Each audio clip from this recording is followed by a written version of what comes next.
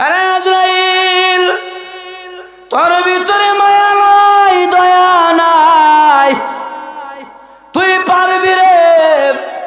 মা সন্তান রে সন্ধ্যাবেলা বুকের দুধ খাওয়ায় ঘুম পাড়াবি, ওই মায়ের বুক খালি করিয়া ফজরের টাইমে মাকে সন্তান হারা বানায় দিবি।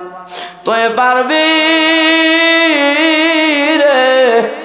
40 বছর পরে সন্তান পাওয়া বাবাকে সন্তান হারা বানাইয়া ওই বাবার কুল খালি করে দিতে।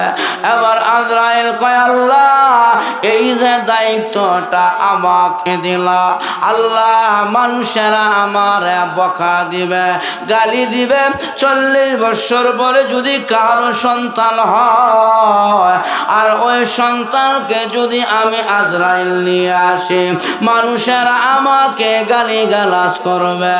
আল্লাহ কয়, আজরাইল এমন একটা বাহানা দিয়া নিয়ে আসবো রে, তোর কথা মানুষ স্মরণ করবে না, বলবে করুণায় মারা গেছে। আজরাইল যে দিছে এই কথা কয় না, বলে রাস্তায় হুন্ডা অ্যাক্সিডেন্টে মারা গেছে। আজরাইল যে নিছে এই কথা বলে না, বলে টাইপের প্রচন্ড জ্বরে মারা গেছে। আজরাইল যে নিছে এই কথা বলে না। তাহলে বোঝা গেল আমার ভাইয়ারা, যেই আজরাইল যেই ফেরেশতা আপনার আমার রুহু বের করে নিয়ে যাবে, তার ভিতরে মহান আল্লাহ দয়া মায়া কিছুই দেয় না। দয়া নাই তার ভিতরে, কি নাই? দয়া মায়া নাই, একবারে নির্দয়া। মার কাছ থেকে সন্তান ছিনে নেয়, বাবার কাছ থেকে সন্তান ছিনে। কিন্তু হযরত আজরাইল পৃথিবী থেকে 2টা জান নেওয়ার সময় তার ভিতরে একটু নাড়া দিয়েছিল, একটু তার ভিতরে মায়ার ভাব এসেছিল। 1 নম্বরে সাদ্দাতকে যখন তার মা ওই নদীর তীরে প্রসব করেছিলেন, নদীর তীরে সাদ্দাতের মা সাদ্দাতকে প্রসব করেছেন, সেই প্রচন্ড নদীর ঢেউয়ের মধ্যে সাদ্দাতের মা সাদ্দাতকে প্রসব করার পরে আল্লাহর হুকুম হয়েছে, আজরাইল সাদ্দাতের মাকে দুনিয়াতে নিয়ে আসো। এক তো নদীর মাঝে, আবার নদীর মাঝে সন্তানকে কেবল প্রসব করেছে। এই মুহূর্তে আল্লাহর আদেশ হয়েছে, আজরাইল সাদ্দাতের মাকে দুনিয়া থেকে নিয়ে আসো। আজরাইল বলে, আল্লাহ ওই দিন আমার কাছে বড় মায়া লাগার ভাব এসেছিল, এক তো নদীর মাঝখানে, আবার কেবল প্রসব হয়েছে, বাচ্চারা দায়িত্ব কে নিবে? নদীর মাঝে বাচ্চার কি অবস্থা হবে? ওই দিন আজরাইলের একটু মায়া লাগার ভাব এসেছিল, কিন্তু মালিকের আদেশ, ওয়ালিকুল্লি উম্মাতিন আজাল, ইযা জা আজালুহুম করিব لا يستأخرون ساعة ولا يستقدمون।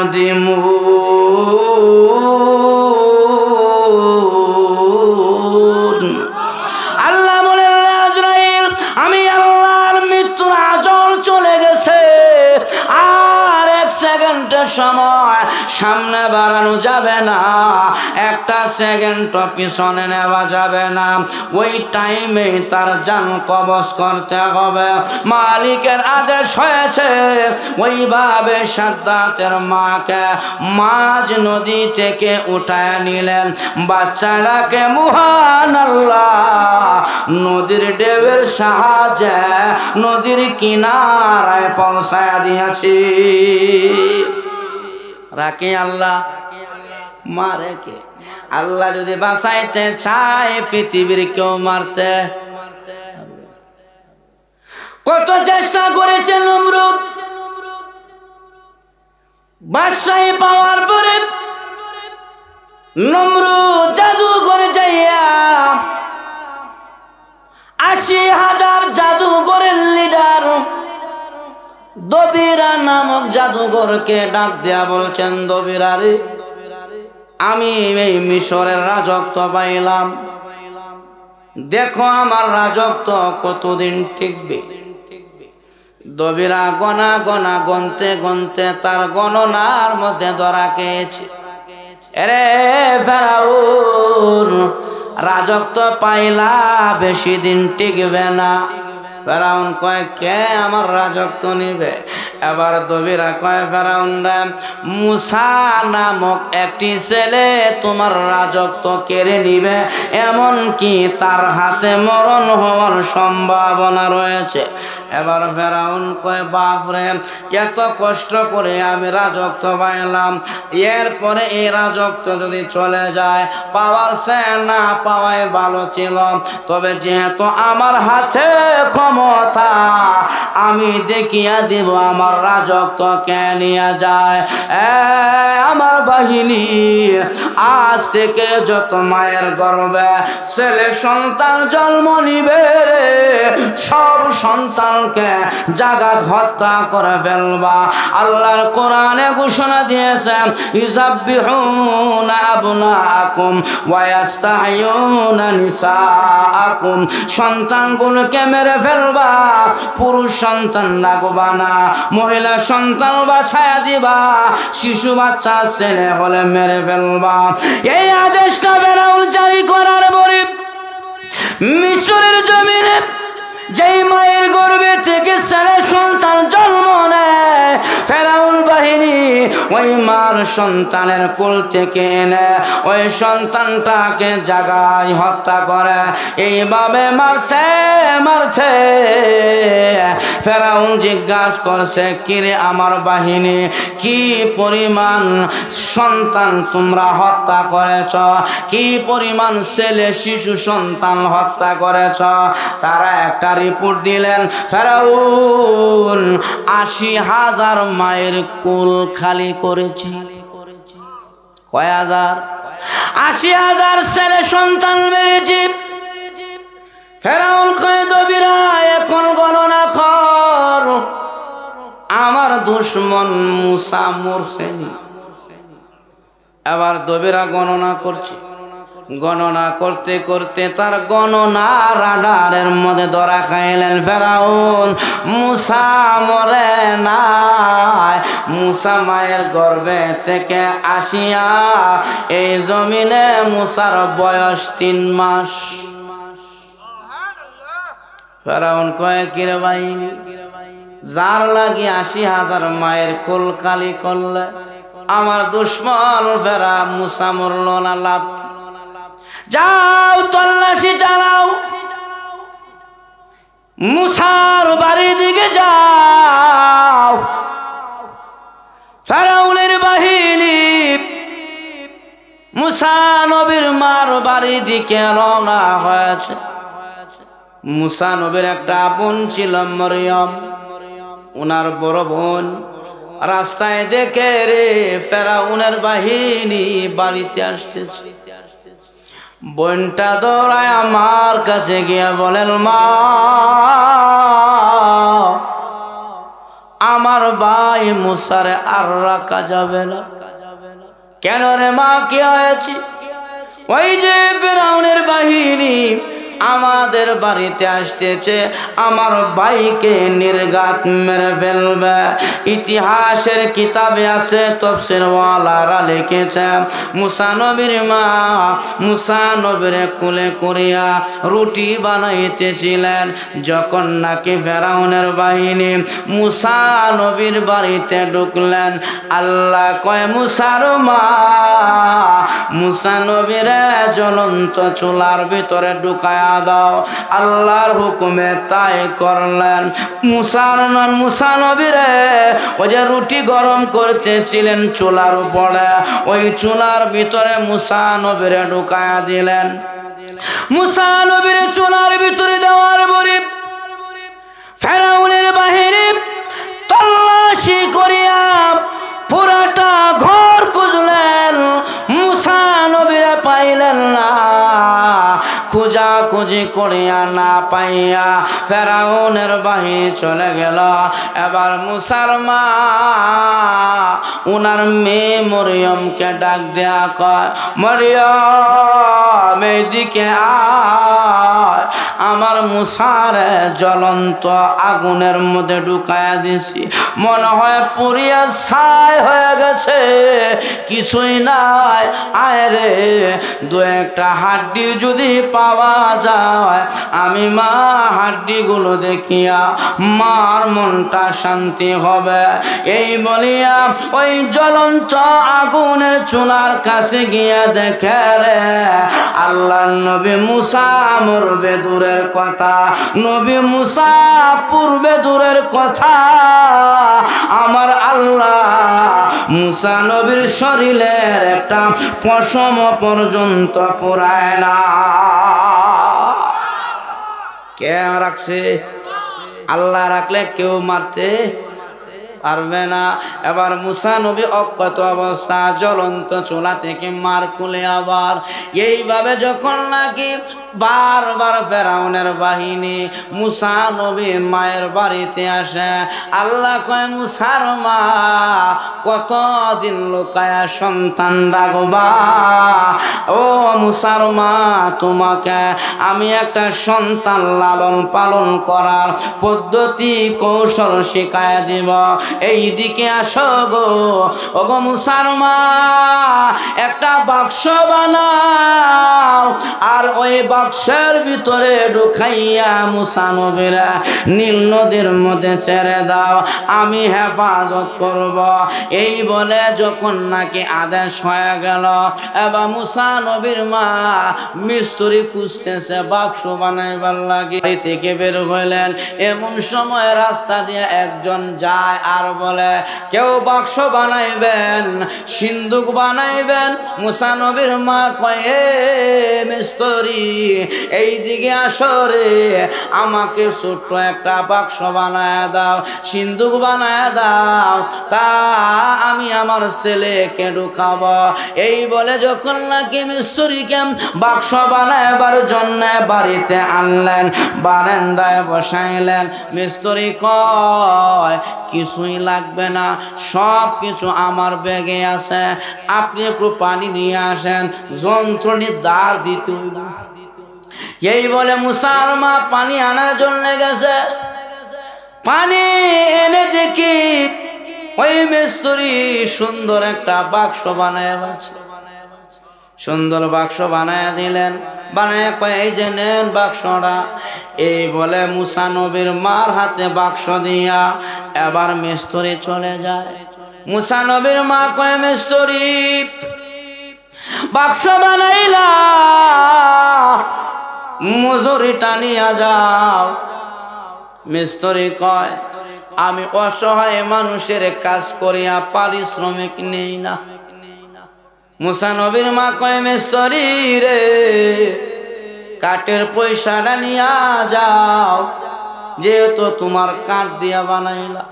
মিস্ত্রি কয়, না, অসহায় মানুষের কাছ থেকে আমি এটার মূল্য নেই না। ওরে মিস্ত্রি, তোমার ছিলাম না, এত দয়াশীল তুমি কে? মিস্ত্রি আওয়াজ দেয়, মুসার মা, আমার চিল্লা না, আমি দুনিয়ার কোনো মিস্ত্রি না রে, আমি আল্লাহর ফেরেশতা হযরতে জিবরাইল, আমি পারিশ্রমিক নিব না। আল্লাহর নবী মুসার মা ওই বাক্সের ভিতরে মুসা নবীর ঢুকাইয়া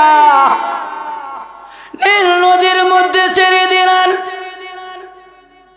দুনিয়ার বাক্স বাটিয়ার দরে যেই দিকে স্রোত যায়, বাক্স ওই দিকে যায়। আর মুসা নবীর যে বাক্সের ভিতরে ঢুকাইছে, এই বাক্স উজান দিকে যায়। আর জোরে এখন উজায়া বাক্স যায়, অন্য অন্য বাক্স পিছায়া যায়, মুসা নবীর বাক্স উজান দিকে যায়। উজায় যাইতে যাইতে বাক্স যেই দিকে যায় মুসার বোন ছদ্মবেশে রাস্তার মধ্যে দাঁড়ায় দাঁড়ায় তাকে, যাতে কেউ না বুঝতে পারে বাক্সটার ভিতরে যে আছে এটার কোনো গার্ডিয়ান মনে হয় এই মেয়ে, এমনভাবে যেন কেউ বুঝতে না পারে। একবারে সাধারণ বেশে বাক্স উজান দিকে যায়, মুসা নবীর বোন মরিয়ম রাস্তা দিয়ে যায়। বাক্স যাইতে যাইতে যাইতে যাইতে ফেরাউনের ঘাটির কাছে গেলেন বাক্স। এবার ফেরাউনের বাহিনীরা তাকায় দেখে সুন্দর একটা বাক্স আমাদের ঘাটে এসেছে। বাহিনী ধরার জন্য গেলে বাক্স দূরে চলে যায়, কাছে আসে না, ধরতে পারে না। কিরে বাক্স দূরে যায় কেন? এই খবরটা বিবি আসিয়ার কাছে চলে গেল। আসিয়া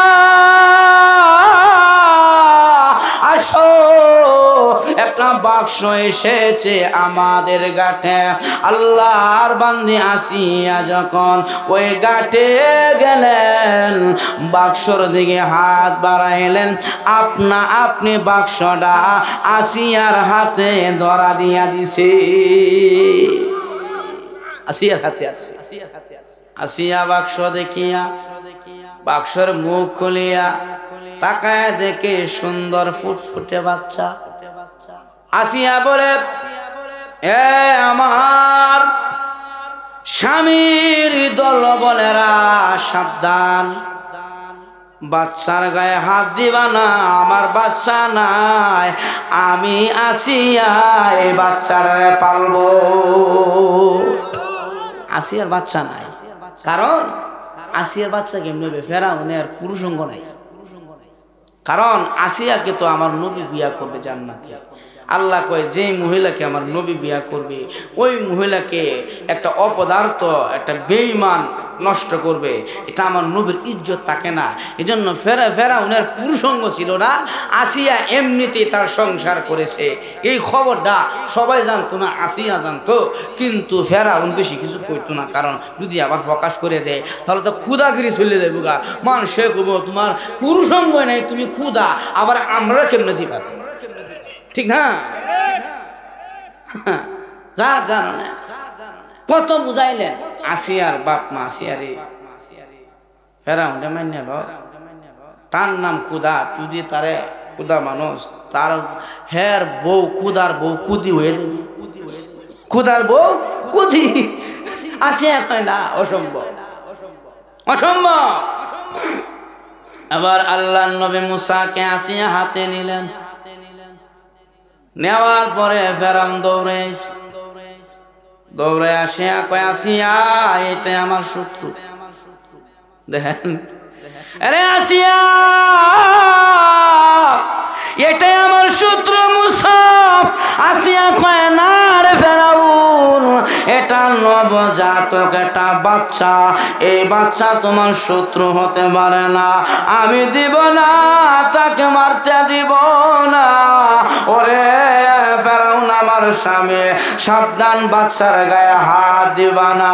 এবার আসিয়া বাচ্চাটাকে লালন পালন করবে। ফেরাউন কয় ঠিক আছে, লালন পালন কর, যা খরচ লাগে আমি দিব। ওই যে বাক্স পাহারা দিয়া মুসার বোন যে আসতেছিল, ওই মেয়েটাও ফেরাউনের বাড়িতে আসে। এবার বাচ্চাটা কান্না করে কেন? দুধ খাওয়ার জন্য। এবার আসিয়া কয়, কে আছো রে? একটা দাত্রী মহিলা আনো, দেখো কোনো মহিলার দুধ পান করে কিনা। যেই মহিলার দুধ পান করবে রে, ওই মহিলার পরিবার সহ ফেরাউন তারে খরচ দিব। এবার কত মহিলা আসলো, বুকের স্তন মুখের দিকে নেয়, মুসা নবী কাহারো স্তন মুখে নেয় না। তো মহিলারা চেষ্টা করলো মুসা নবীর ফুটা দুধ পান করাইতে পারলো না। এইভাবে যখন নাকি মুসা নবীর কান্না বেড়ে গেল, এখন মুসার বোন মরিয়ম কয়, হ্যাঁ এলাকার লোক, আমার কাছে একটা ধাত্রী মহিলা আছে, এই মহিলার দুধ বেশিরভাগ বাচ্চারা পান করে, আপনারা পরীক্ষা করে দেখতে পারেন। এবার ফেরাউন কয়, তাড়াতাড়ি আনতারে, না হয় বাচ্চা মারা যাবে। এবার দৌড়ে খবর দিল, ওরে মা, আমার ভাই মুসা কাঁদে রে দুধ খাবার জন্য।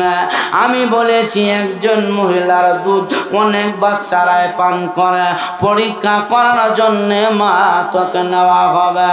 মুসার মা দৌড়ে চলে গেলেন, ওই যে বাহিনী পাঠাইছেন ভিআইপি গাড়ি দিয়া মুসা নবীর মাকে ফেরাউনের বাড়িতে নিলেন।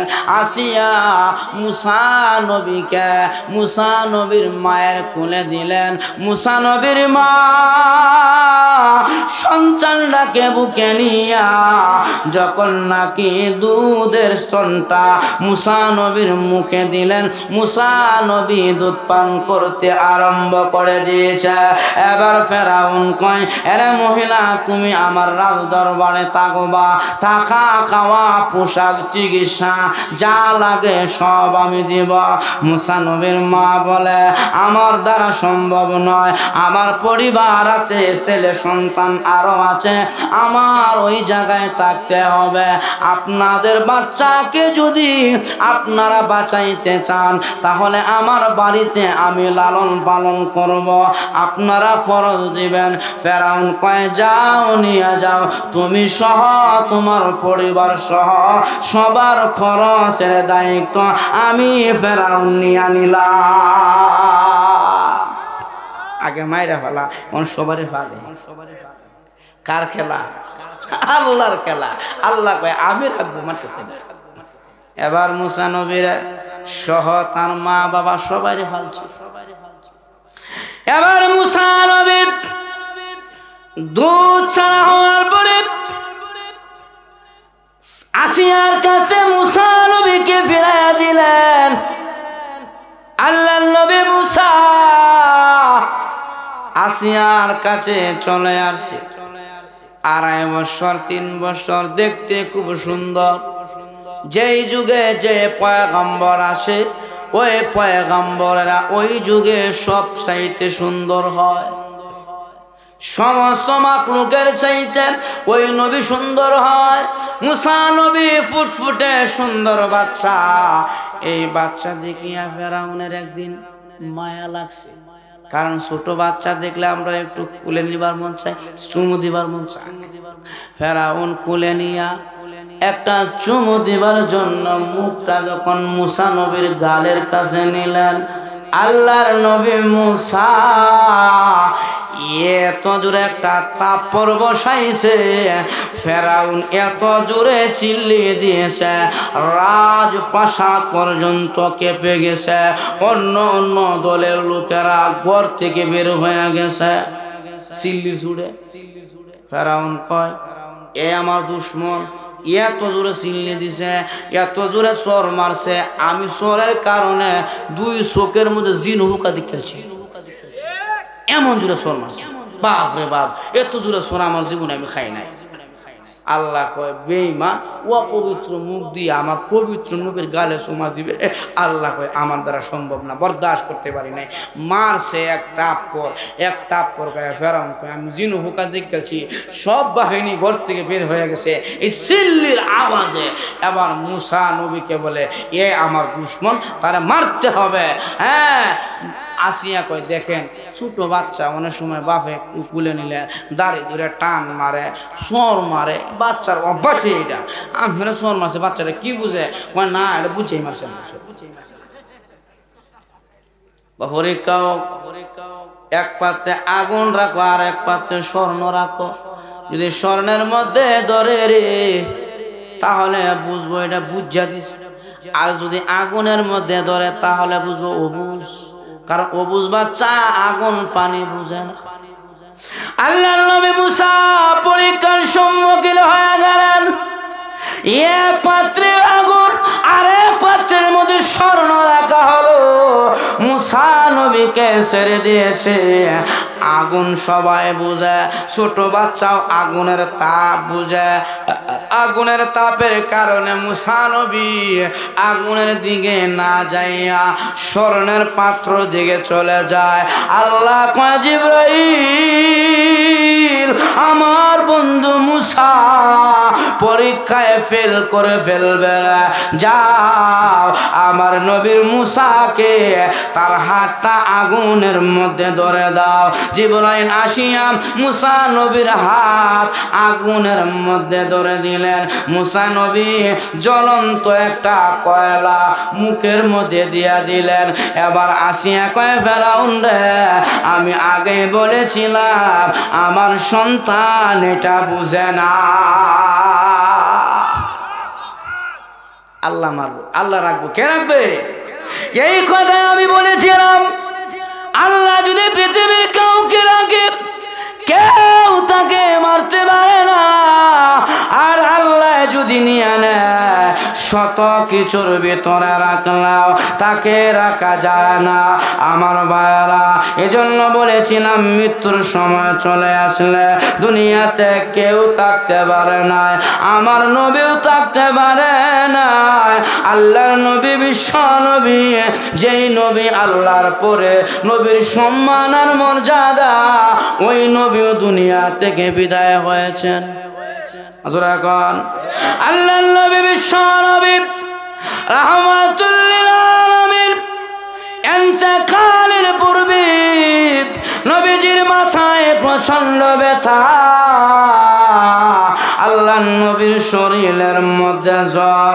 আল্লাহর নবী আম্মা জান আয়েশার ঘরে গেলেন, আয়েশা গো আমার মাথায় ব্যথা, শরীরে প্রচন্ড জ্বর, আমি মনে হয় আর বেশি দিন থাকব না। আম্মা জান আয়েশার ঘরে নবীজিকে শোয়া দিলেন। আল্লাহর নবীর মাথার মধ্যে পট্টি দেওয়া, প্রচন্ড জ্বরের কারণে আম্মা জান আয়েশা বসা, আল্লাহর নবীর মেয়ে ফাতেমা বাবার পাশে বসা, চোখের পানি ছেড়ে কাঁদে আর বলে, আব্বা গো তুমি চলে গেলে তোমার কলিজার টুকরা হাসান আর হুসাইনকে কে ভালোবাসা দিবে গো, কে আদর আর সুহাগ দিবে? আব্বা আমি আজরাইলকে ঘরে ঢুকতে দেব না, আমি আজরাইলকে আমার ঘরে আনতে দেব না, আমি দরজা বন্ধ করে রাখব। আল্লাহর নবী কয়, রে ফাতেমা আজরাইলকে দরজা বন্ধ করে রাখা যায় না। আল্লাহ দুনিয়ার মানুষের জান কর্তন করার দায়িত্ব দিয়াই তাকে সৃষ্টি করেছেন।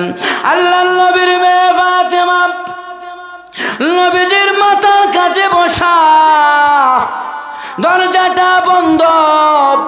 এমন সময় বিশ্ব নবী রাহমাতুল লিল আলামিনের ঘরের দরজার সামনে আসিয়া সালাম দেয় আর বলে, অনুমতি আসেনি গো ঘরে ঢোকার জন্য, অনুমতি দিবেননি ঘরে ঢুকতে?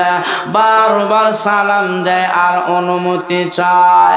আল্লাহর নবীর মেয়ে ফাতেমা বলে, আব্বা কে জানি ঘরের দরজার সামনে দাঁড়াইয়া সালাম দেয় আর ঘরে ঢোকার অনুমতি চায়। আল্লাহ নবী কয়, ফাতেমা রে দেখো আমার ঘরের দরজার সামনে কে অনুমতি চায়। হযরত ফাতেমা রাদিয়াল্লাহু আনহা দরজা খোলার জন্য আসতেছে।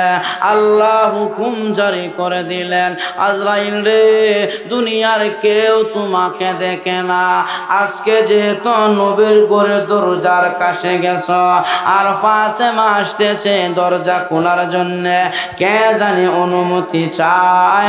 নবী বলেছে তুমি ফাতেমার কাছে প্রকাশিত হয়ে যাইবা, আর না হয় আমার বন্ধুর কথা মিথ্যা হয়ে যাবে। আল্লাহর নবীর মেয়ে ফাতেমা দরজাটা খুলে দিলেন। হযরত আজরাইল জিবরাইল তার আসল সুরতটা প্রকাশ করলেন। আল্লাহর নবীর মেয়ে ফাতেমা দরজা খুলিয়া এটা খায়া দেখে এমন একটা মানুষ দরজার সামনে দাঁড়ায় আছে, মাথা আসমানে, পা দুইটা জমিনে, চোখ থেকে বড় বড় আগুন বের হচ্ছে। আল্লাহর নবীর মেয়ে ফাতেমা দরজাটা বন্ধ করিয়া নবীর কাছে গিয়া বলে, আব্বা, এমন একজন মানুষ গো দরজার সামনে দাঁড়ায় আছে, এমন মানুষ আমার জীবনে দেখি না। মক্কা মদিনা কারো সুরতের সঙ্গে মিল নয়। আব্বা, পা দুইটা জমিনে, মাথাটা আসমানে, এত বড় বড় চোখ দিয়ে আগুন বের হচ্ছে। আল্লাহর নবী কয়, ফাতেমা রে, এটা মক্কা মদিনার কেউ না, এটা হলো হাযা মালাকুল মাউত, হাযা হাযিমুল লাযযাত ইয়ালিল মাউত। এ ফাতেমা, উনি হলেন মালাকুল মাউত আজরাইল। উনি সমস্ত মানুষের দুনিয়ার স্বাদ আর মজা কেটে দেয়, নাম তার আজরাইল।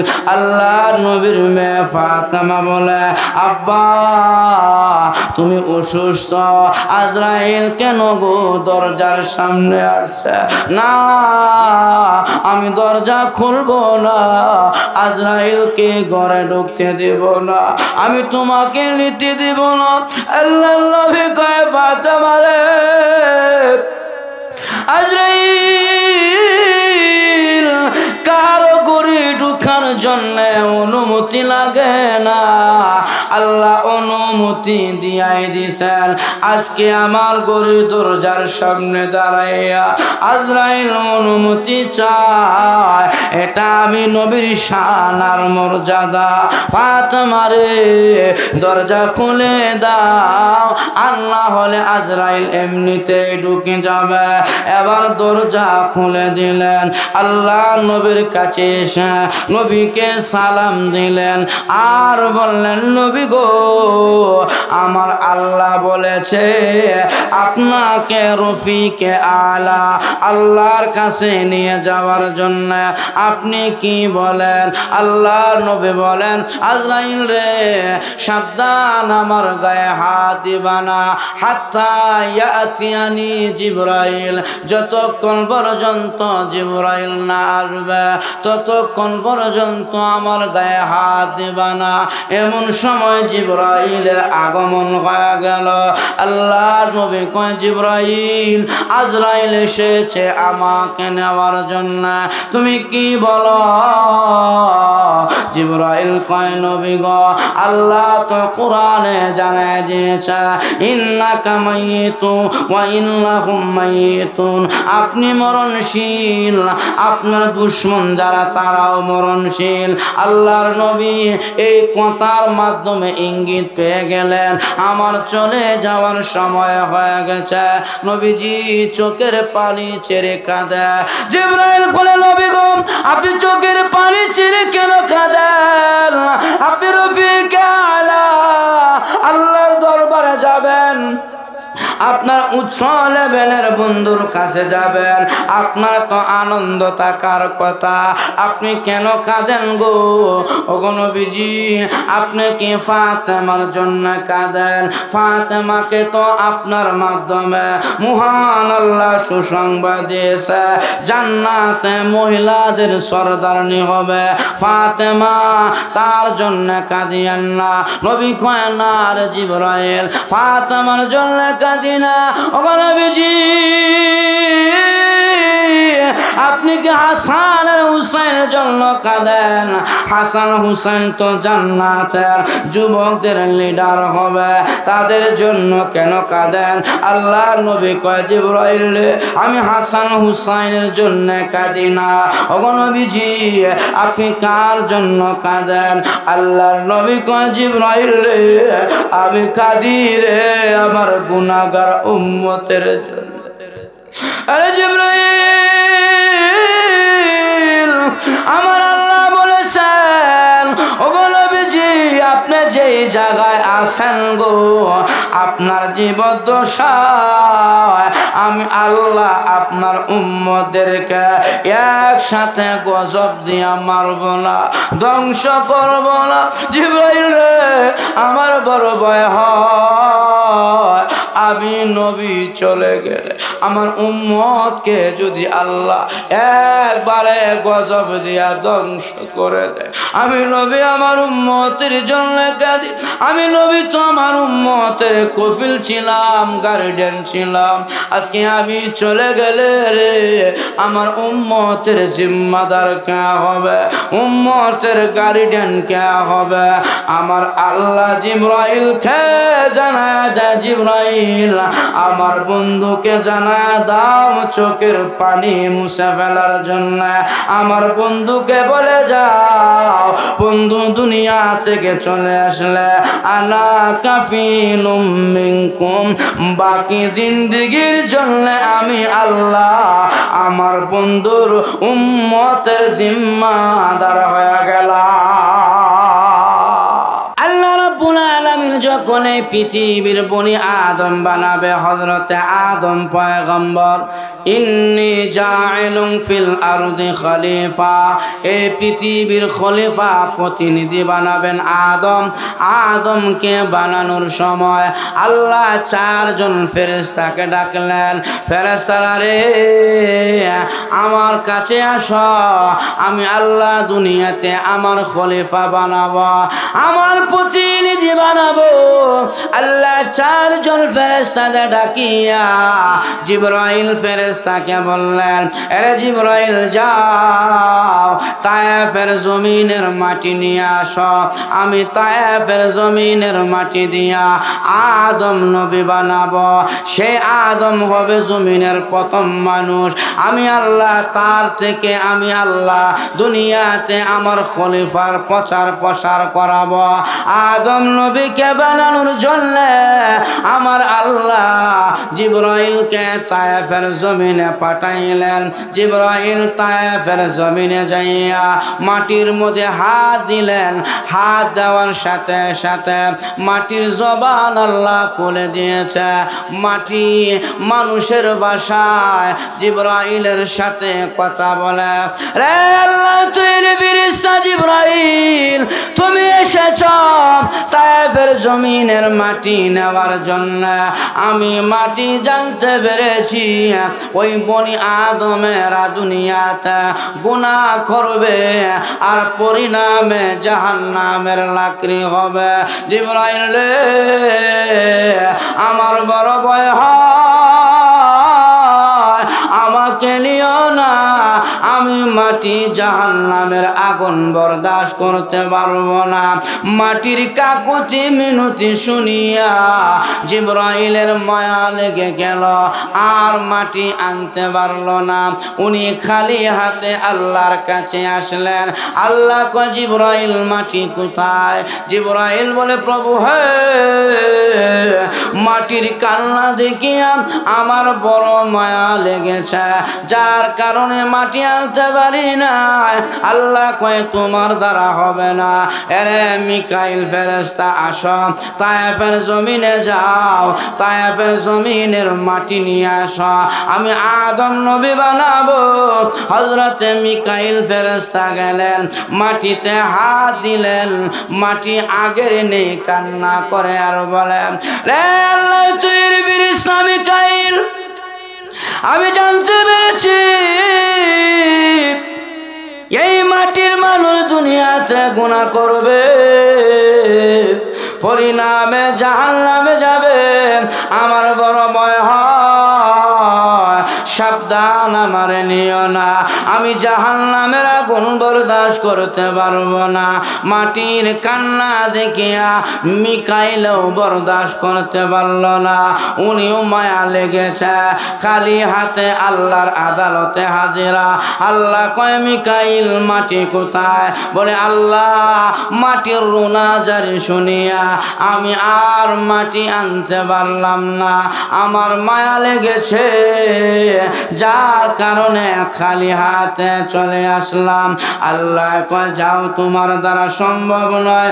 এবার ইসরাফিল ফেরেশতা গেলেন, মাটিতে হাত দিলেন, মাটি আগের নেই, কান্না করে।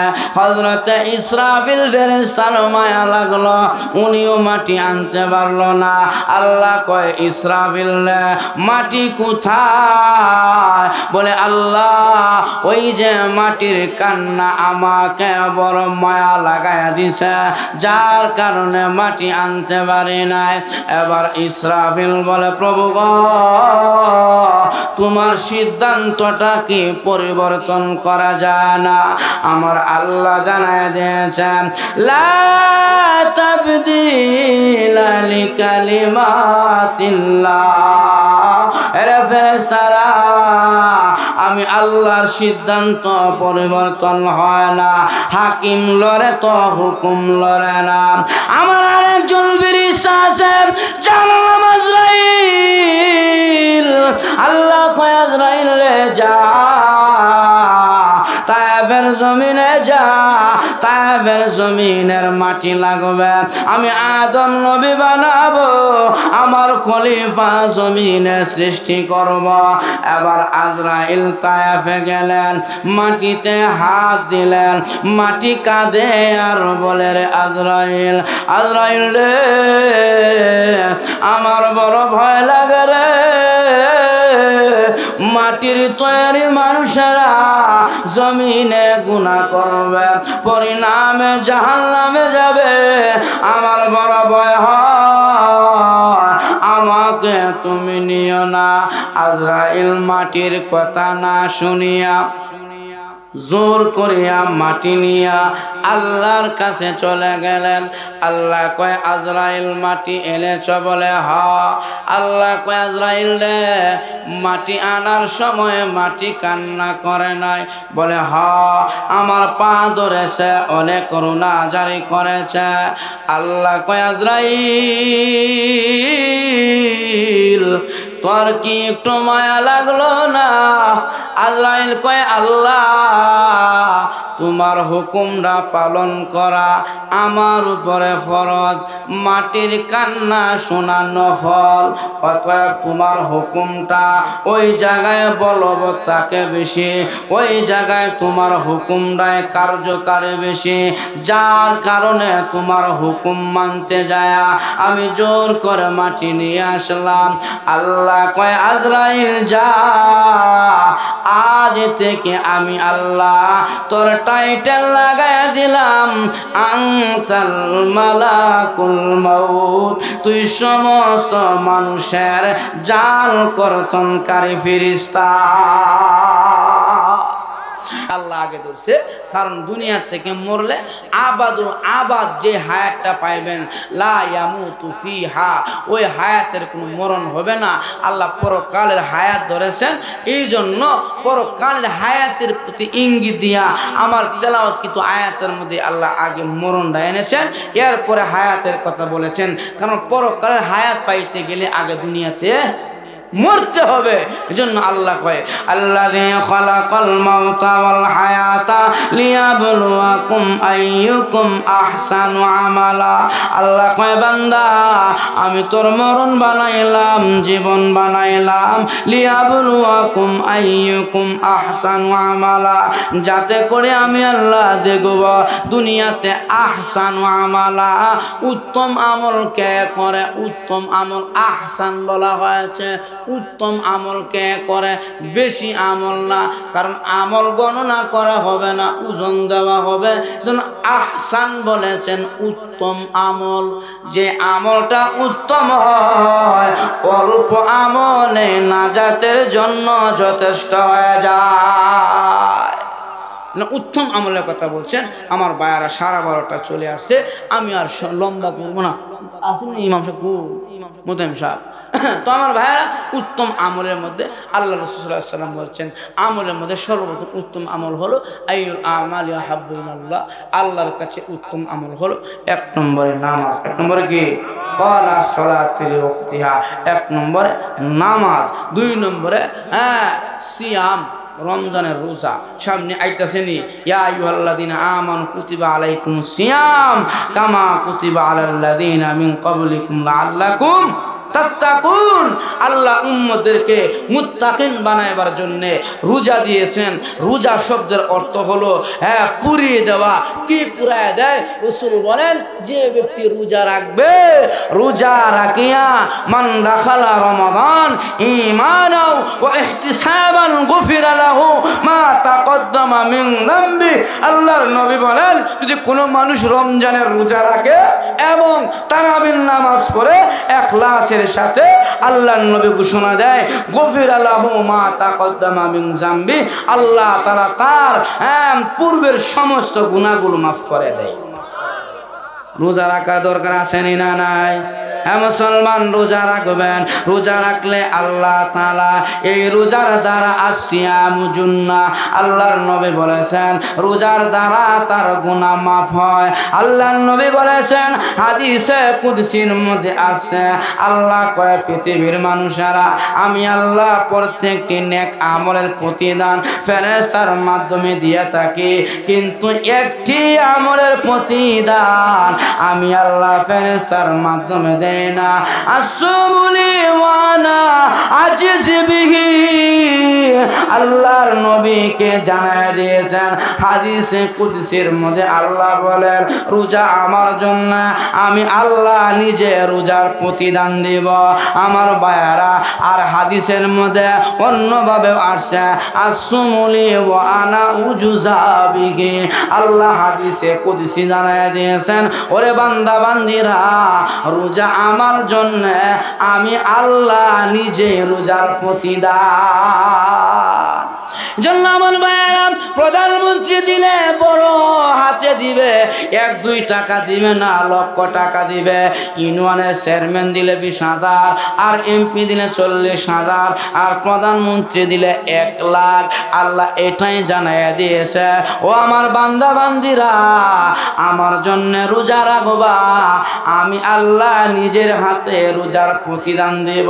আমি আল্লাহ নিজেই রোজার প্রতিদান। বান্দা বান্দিরা রে, রোজা রাখিয়া যদি আমি আল্লাহর কাছে মুত্তাকিন হইতে পারো, আমি আল্লাহ নিজের জিম্মায় ওই রোজাদার বান্দা বান্দিকে জান্নাতের মেহমান বানায়া দিব। আহসানু আমালা, জন্য উত্তম আমল চাই ইনশাআল্লাহ। নামাজ পড়বেন। 2 নম্বরের সামনে রমজানুল মুবারক আসতেছে, প্রত্যেকটি রোজা রাখার জন্য চেষ্টা করবেন। রাজি আছেন ইনশাআল্লাহ? কেউ যেন আল্লাহকে একটু হাত উঠে দেখায়, লিল্লাহে তাকবীর। আল্লাহ আমাদের সবাইকে 5 ওয়াক্ত নামাজি হিসেবে কবুল করে কোন আমিন। আল্লাহ রমজানের 30টি রোজা সহি সালামতে রাখতে পারে তৌফিক দান করেন কোন আমিন। হাত নামান। তাহলে 1 নম্বরে নামাজ, 2 নম্বরে রোজা, আবার আছে তারাবি, আবার আছে সাহেরি। প্রত্যেকটি জিনিসের এক একটি করে মর্যাদা, এক একটি করে প্রতিদান দিয়ে থাকেন আল্লাহ। রমজান মাসে লক্ষ্য করে দেখেন, রমজান মাসে একটা ফরজ আদায় করবেন, আল্লাহর নবী বলেন আমল নামার মধ্যে 70টা ফরজের সওয়াব দেওয়া হয়। কম না বেশি? আর দেখুন, রাসূল বলছেন রোজাদারের মুখের দুর্গন্ধ আল্লাহর কাছে মেশকে আম্বরের চাইতে আরো সুঘ্রাণ বেশি।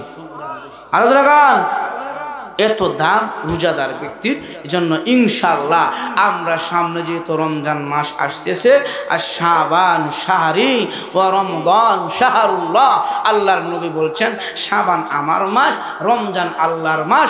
অতএব রমজান মাসে যারা ইবাদত করিয়া আমার মালিককে খুশি করতে পারবে, আমার আল্লাহ নিজেই ওই যাবে, নিজেই ওই বান্দার প্রতিদান হইয়া আল্লাহ নিজ জিম্মায় বান্দাকে জান্নাতের মেহমান বানায় দেবে। আল্লাহ তাআলা আমাদের সবাইকে যে কথাগুলো বললাম আমল করার তৌফিক দান করুন, সকলে বলে আমিন।